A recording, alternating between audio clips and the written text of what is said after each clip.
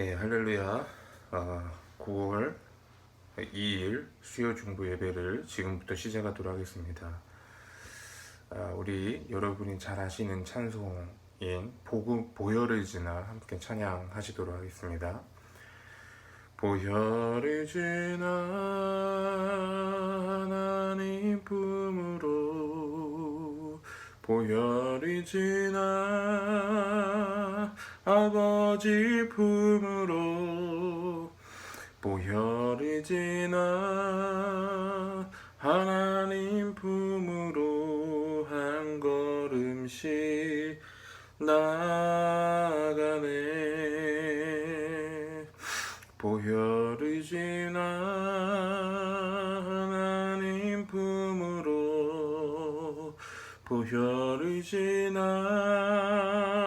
아버지 품으로, 보혈이 지나 하나님 품으로 한 걸음씩 나가네. 존귀한 주 보혈이 내 영을 새롭게 하시네. 존귀한 주 보혈이 내 영을 새롭게 하네. 존귀한 주 보혈이 내 영을 새롭게 하시네. 존귀한 주 보혈이 내 영을 새롭게 하네. 보혈을 지나 하나님 품으로, 보혈을 지나 아버지 품으로, 보혈이 지나 하나님 품으로 한 걸음씩 나가네. 존귀한 주 보혈이 내 영을 새롭게 하시네. 존귀한 주 보혈이 내 영을 새롭게 하네. 존귀한 주 보혈이 내 영을 새롭게 하시네. 존귀한 주 보혈이 내 영을 새롭게 하네. 하나님의 은혜에 감사드리고 찬송을 올려드립니다. 우리가 이렇게 기도할 수 있고, 우리가 이렇게 찬양할 수 있고, 또 말씀을 읽고 묵상하고, 또 같이 함께 말씀 안에 연합할 수 있게 하여 주심을 참으로 감사드립니다. 이렇게 귀한 은혜가 우리 가운데 주어졌지만 여전히 하나님 아버지, 우리는 다른 많은 무엇으로 인해 우리의 심령이 정말 흔들리고 때로는 불편하고 때로는 원망할 때도 많이 있는 것을 압니다. 하나님의 은혜로 우리를 돌이켜 주시고 항상 하나님 주님 안에서 자족하고 만족할 줄 아는 그런 믿음이 우리 가운데 있을 수 있도록 역사하여 주시옵소서. 한 주간 살면서 하나님 아버지 불순종했던 것들 하나님 아버지 불쌍히 여겨주시고 주의 보혈의 능력으로 새롭게 되게 하여 주시옵소서. 칭의로 말미암아 우리를 좀 의롭게 하신 주님, 이제는 칭의 신앙 위에 우리 신앙을 굳게 세워 항상 은혜로 살아가는 삶이 무엇인지를 알게 하여 주시옵소서. 이제는 말씀을 들으려고 합니다. 이 말씀을 깨닫게 하여 주시고 성령의 조명으로 말미암아 말씀의 의미를 잘 깨달아 삶에 적용하고 경건의 열매를 맺을 수 있도록 도와주시옵소서. 감사드리며 예수 그리스도 이름으로 기도하였습니다. 아멘.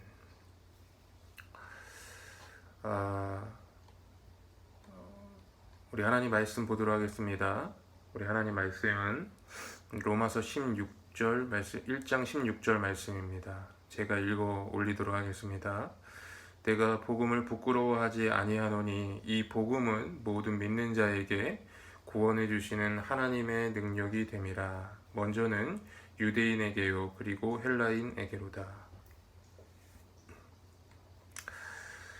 지난주에 저는 로마서 1장 16, 17절 말씀을 본문으로 여러분과 함께 하나님의 말씀을 나눴습니다. 그런데 오늘 저는 이 본문 말씀에 좀 더 머물러 있기를 원합니다. 왜냐하면 이 말씀은 로마서 전체를 조망해주는 주제의 말씀으로서 매우 중요하기 때문에 그렇습니다. 그래서 저는 이 본문을 가지고 여러분과 좀 더 심도 있게 말씀을 나누면서 하나님의 은혜를 나누고자 합니다. 그럼 지난주의 설교를 잠깐 생각해 보면, 지난주에 저는 복음은 모든 믿는 자에게 구원해 주시는 하나님의 능력이라고 설교를 했습니다. 그리고 칭의의 중요성에 대해서 강조를 했는데, 이렇게 긴 문장을 복잡한 수식어를 모두 생략하고 간단히 정리하게 되면 이렇게 정리할 수가 있습니다. 복음은 능력이다. 이렇게 요약할 수가 있어요. 즉 여기서 중요한 것은 뭐냐 하면 복음은 능력을 가져다 준다고 말하지 않는다는 것입니다. 또 그리고 복음 안에는 능력이 있다고도 하지 않는다는 것이에요. 그러면 무엇입니까? 복음 자체가 능력이다라고 말하고 있는 것입니다. 제가 선교 현장에서 이 말씀의 그 의미를 많이 경험한 적이 있습니다. 간단한 복음의 메시지를 제가 전할 때인데 이 중국어가 유창하지 않았음에도 불구하고 이 간단한 복음의 메시지를 요약을 해서 영혼들에게 그것을 전하면 많은 영혼들이 그 복음에 관심을 갖는 경우를 많이 보게 되었습니다. 그 이유는 무엇일까? 그 이유는 간단합니다. 복음 자체에 능력이 있기 때문이라는 것이죠. 그래서 그러한 능력의 역사가 일어났다는 것이죠. 지금도 세계 각지에서 선교하시는 선교사님들을 통해서 이 동일한 역사가 이루어지고 있는 것이죠. 그 이유는 복음 자체가 능력이기 때문입니다. 그러므로 복음은 그 자체가 능력인 것을 저와 여러분이 굳게 믿으시길 바랍니다. 그리고 우리가 이 복음을 전하고 또 이 복음으로 전도해야 되는 그 이유가 여기 있는 것이죠. 그렇다면 이 복음은 이 능력인데, 그렇다면 어떠한 능력인가? 오늘 본문 말씀을 자세히 살펴보면 이 복음은 능력이 있는데 그 능력은 바로 구원해 주시는 하나님의 능력이다라고 기록되어 있다는 거죠. 즉 복음의 능력은 우리를 구원하는 능력이 있다라는 말입니다. 그럼 이 복음이 이처럼 우리를 구원하는 능력이라면 도대체 이 구원은 구체적으로 어떠한 구원인가? 그래서 오늘은 저는 이 복음이 가져다주는 그 능력을 구체적으로 몇 가지로 나누어서 여러분과 함께 설교하기를 원합니다. 첫째로 복음이 가져다주는 구원은 바로 우리의 영혼의 구원을 말한다는 것이죠. 누군가가 여러분에게 복음이 무엇이냐고 물어본다면 여러분은 무엇이라고 대답할 수 있을까? 저는 누군가가 저에게 이러한 질문을 한다면 저는 1초도 고민하지 않고 이렇게 대답할 겁니다. 복음은 하나님의 의에 관한 소식이다. 복음이 뭡니까? 복음은 하나님의 의에 관한 소식이다라는 겁니다. 즉 하나님의 의가 지금 나타났다라는 소식이라는 거죠. 많은 사람들이 구원을 얻기 위해서 자신의 노력과 힘을 의지하는 경우가 많이 있습니다. 율법을 지켜서 의롭게 되려고 한다라는 것이죠. 그래서 율법의 의로서 자신이 의롭게 받고 구원받는다고 생각한다는 것입니다. 불교든 유대교든 이슬람교든 많은 종교가 이러한 자기의 노력으로 구원받는 것을 표방하고 있고 그것을 적극 지지한다는 것이에요. 그러나 그렇게 노력을 한 결과는 무엇입니까? 모두가 실패이고 예외 없이 이렇게 노력한 사람들은 절망하게 된다는 것입니다. 그런데 복음이란 무엇이냐 하면 이제는 더 이상 우리 스스로 노력하지 않아도 된다는 것이에요. 왜냐하면 이제는 하나님의 의가 나타나기 때문입니다. 하나님의 의는 무엇입니까? 하나님이 저와 여러분들을 위해 마련해 놓으신 의라는 것이죠. 그 의는 다른 것이 아니라 예수 그리스도로 말미암아 값없이 주어지는 의를 말하는 것입니다. 바꿔 말하면 칭의를 말하는 것이라는 거죠. 예를 들면 이런 것입니다. 어떤 사람이 이걸 법정적으로 좀 설명을 하게 되면 마치 재판장에서 검사가 피고인을 고소하기 위해 고소장을 쓰는 것과 같아요. 그래서 재판장에게 피고인의 죄를 낱낱이 고하는 고소장을 제출하면서 피고인에게 사형을 언도해 줄 것을 요청하는 것과 같습니다. 그런데 재판장은 이러한 피고인에 대하여 일방적으로 무죄를 선고하는 것입니다. 그 근거가 무엇인가요? 그 근거가 바로 그 피고가 예수 그리스도를 믿었다는 이유 때문입니다. 이것이 바로 믿음으로 말미암는 의예요. 즉 하나님께서 일방적으로 우리를 의롭다고 칭하시는 겁니다. 우리는 실제적으로 죄인입니다. 하지만 의롭다고 칭하시는 거예요. 저번에 말씀드렸던 것처럼 예수 그리스도를 통해서 우리를 보시는 것입니다. 그냥 우리를 보면 우리는 죽어 마땅한 죄인이지만 예수 그리스도를 통해서 우리를 보니까 우리를 의롭게 보신다라는 것입니다.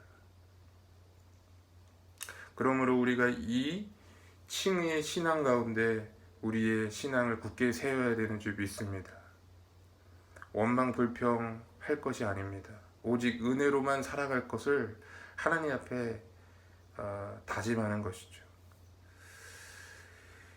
그럼 이 칭의로 말미암아 우리에게 어떠한 일이 일어났는가? 다른 것이 아니라 우리의 영이 구원을 받게 되는 것이죠. 우리의 영 안에 성령이 거하시게 되고 그리고 우리는 성령을 따라 순종할 수 있게 된 것입니다.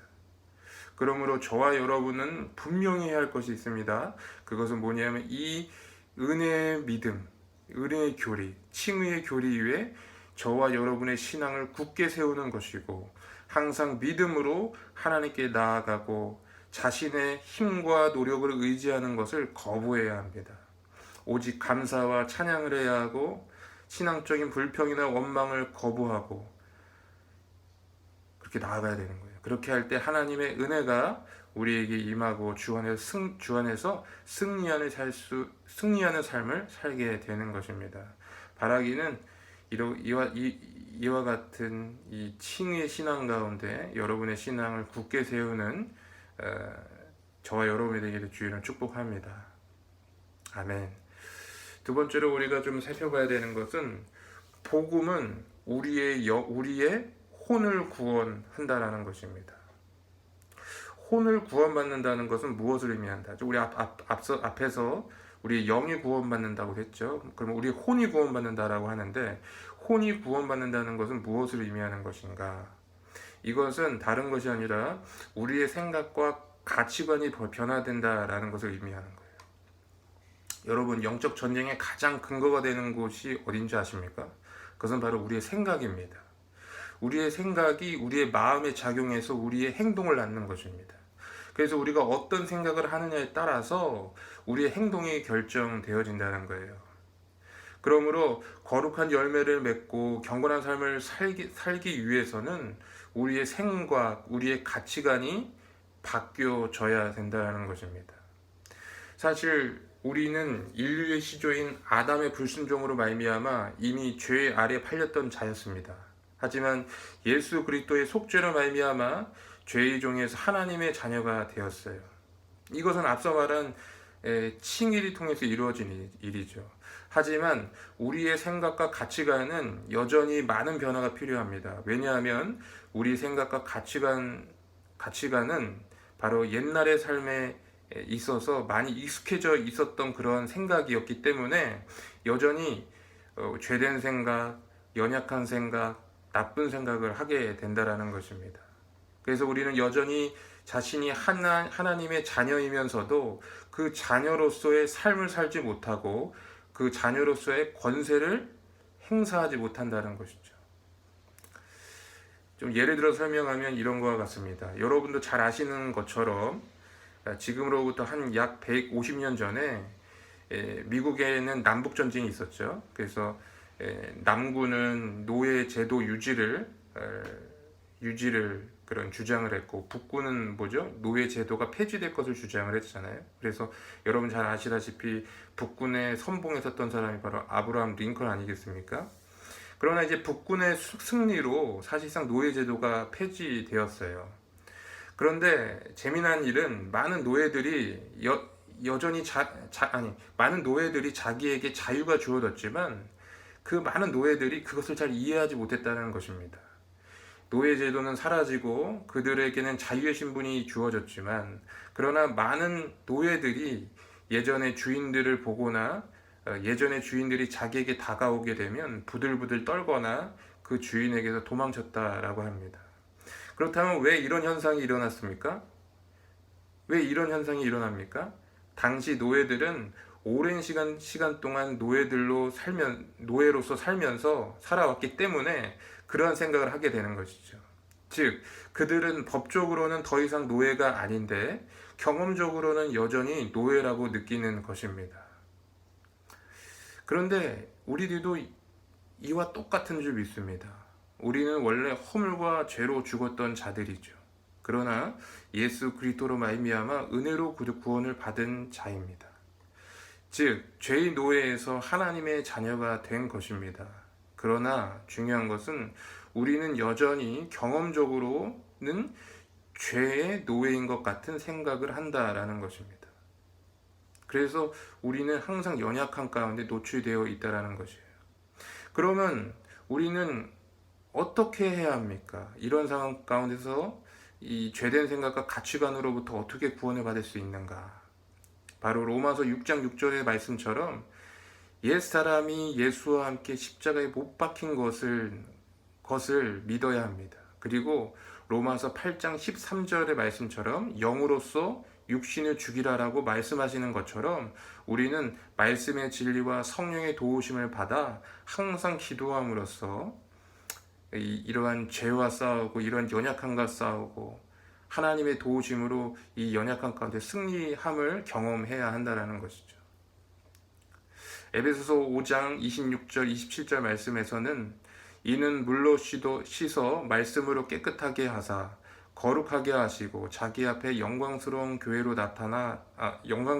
세우사 티나 주름 잡힌 것이나 이런 것들이 없이 거룩하고 흠이 없게 하신다라고 말씀하고 있습니다.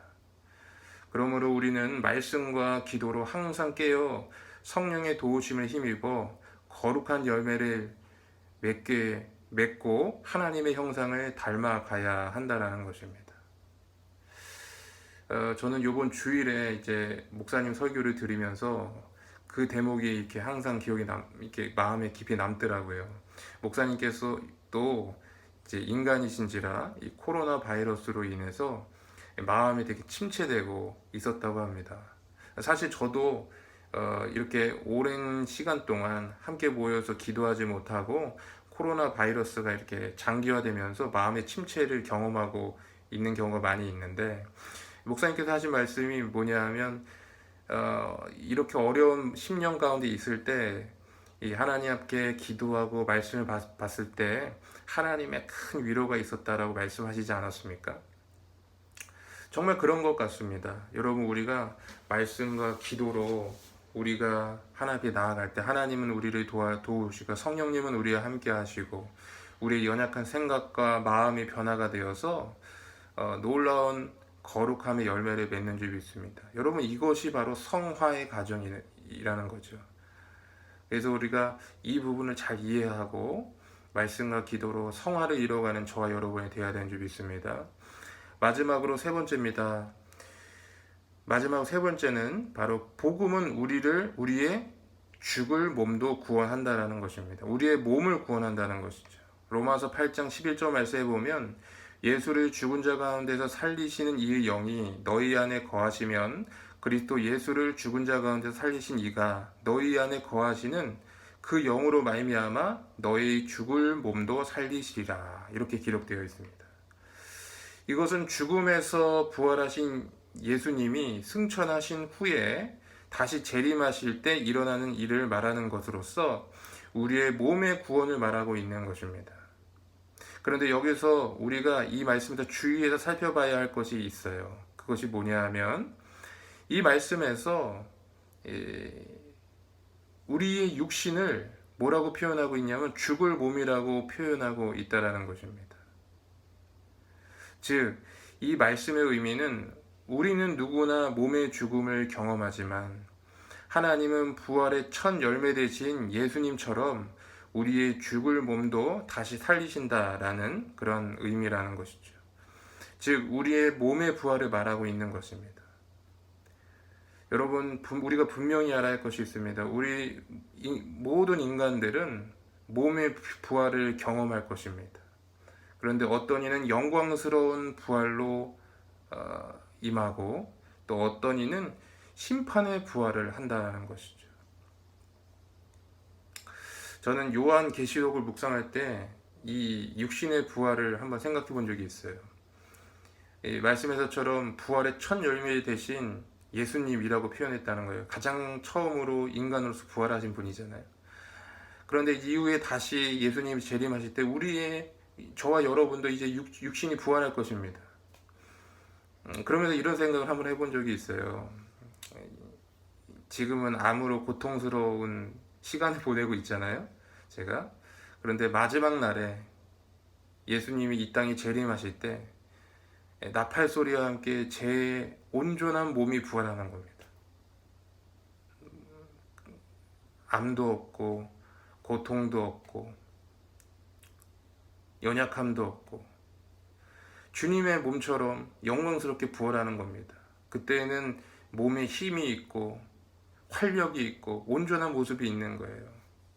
그래서 저는 그때 그 부활을 생각하면서 제가 참 큰 위로를 받았던 적이 있습니다. 많은 사람들이 우리가 구원받는 것이 영혼만 구원받는다라고 생각하는 경향이 많이 있습니다. 그리고 우리의 육은 구원받지 못한다라고 생각해요. 그러나 그것은 잘못된 생각입니다. 구원이란 우리가 죽은 후에 천국에 가는 것만을 의미하지 않습니다. 구원은 우리가 칭의, 성화, 영어의 과정을 통해 온전한 구원을 이루어가는 것을 말하고 있습니다. 그래서 로마서 8장 30절에는 또 미리 정하신 그들을 또한 부르시고 부르신 그들이 또한 의롭다 하시고 의롭다 하신 그들이 또한 영화롭게 하셨느니라 라고 말씀하면서 구원을 단계적으로 이렇게 설명하는 겁니다. 즉 우리는 예수 그리스도를 믿어 칭의를 받아 구원을 받았고 성화의 과정을 통해서 우리의 혼이 점진적으로 구원을 받으며 마지막 예수님이 재림하실 때에 우리의 죽을 몸도 구원을 받아 온전하고 영광스러운 구원을 이룬다라는 그런 말씀입니다. 즉 우리를 구성하고 있는 우리 인간을 구성한다고 할 때 보통 영혼 육으로 보잖아요. 그러니까 이 영혼 육이 모두 온전히 구원받는 것이 바로 기독교가 말하고 있는 구원의 의미라는 것이죠. 그러므로 저와 여러분이 오늘 말씀을 통해서 반드시 알아야 할 것이 있습니다. 그것은 그리스도인은 바로 이 이미와 아직 사이에 있는 자들이라는 거예요. 우리는 이미 구원받은 자들이지만 아직 구원이 이루어지지 않은 자들이에요. 이미 구원을 받았지만 아직 온전히 구원을 이루지 못했기 때문에 이 구원을 이루어가는 자라는 것입니다. 이게 바로 우리 기독교인들의 구원의 여정이라는 거예요. 그리고 이 구원의 여정은 우리의 온 삶을 통해서 이루어 가야 한다는 것입니다. 그러므로 우리는 항상 깨어 기도함으로 이 구원을 이루어 가야 되는 줄 믿습니다.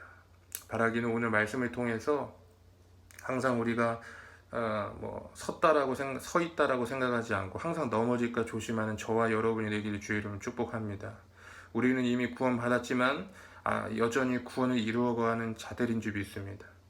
그러므로 항상 깨어 기도함으로 또 말씀과 함께 성령의 도움을 구함으로 말미암아 항상 승리하는 저와 여러분 되시기를 주의 이름을 축복합니다.